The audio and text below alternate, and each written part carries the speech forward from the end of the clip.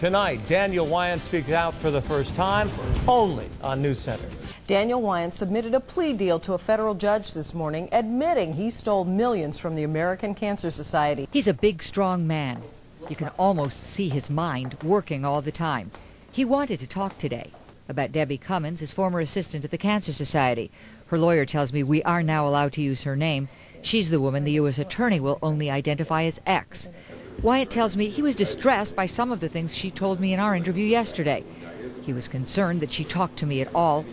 He confirms she only did what he, her boss, told her to. Did he tell you to do anything that you questioned? Pretty much you didn't question Daniel, because he's kind of a, he was told, when I started, they said, you just do what Daniel says, because, he's temperamental. Wiant made it clear to me he would like to talk to her himself, but that won't happen soon. She's under doctor's care. A big question for Wiant. Is he or isn't he cooperating with the U.S. attorney? I believe that Mr. Wiant's attorney has said, and you can follow this up with him, that he does not want to cooperate with the government as to other people. He is not willing to cooperate at this time, and we are not seeking his cooperation at this time. That cooperation being testifying against anybody else? Yes. Wiant tells me it's even in the plea agreement. He did agree to testify against anybody. But in his words, I wouldn't say anything that wasn't true. And what about his wife? He tells me she was not involved.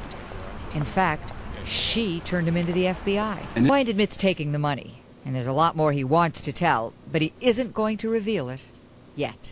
Daniel Wiant has agreed to pay back the Cancer Society. It's part of his plea deal. The important thing is unfailing love and unending forgiveness, and that is why I'm still here to support my husband and will continue to support my husband.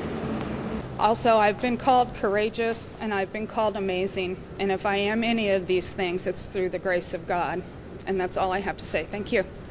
Again, Kathy Wiant was the one who reported her husband's embezzlement from the American Cancer Society. She called Dublin police and the FBI after he left a note for her explaining that he'd stolen the money and left the country. When Wiant became the charity's chief financial officer, it was like the fox getting the key to the henhouse.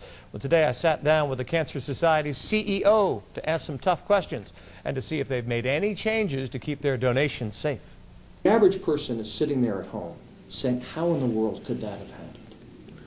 Well, it's an excellent question, and one that we've considered at great length, as you might expect.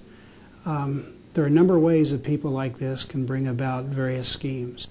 Even before he tried to transfer $7 million out of the country, Wiant set up bogus companies and fake credit cards to steal more than $500,000. As bad as this scandal has been for the American Cancer Society, the big question for most of the people who donate to this charity is, can they be sure it won't happen again? We have internal cash controls that were in place before, a system of safeguards and internal cash controls and risk reduction. And that system is sound, but we've actually even strengthened the system. But no one's been fired. Do you feel that the people who are responsible for this, or anyone who might have been overseeing Mr. Wiant, have they taken full responsibility for this, do you feel? Well, we have many capable people here, and many people are deeply committed and experienced in this type of work. They all feel betrayed, and they've universally expressed that. Wiant was hired 6 years ago before they started doing extensive background checks. They think they'd catch a Daniel Wiant coming through the door today.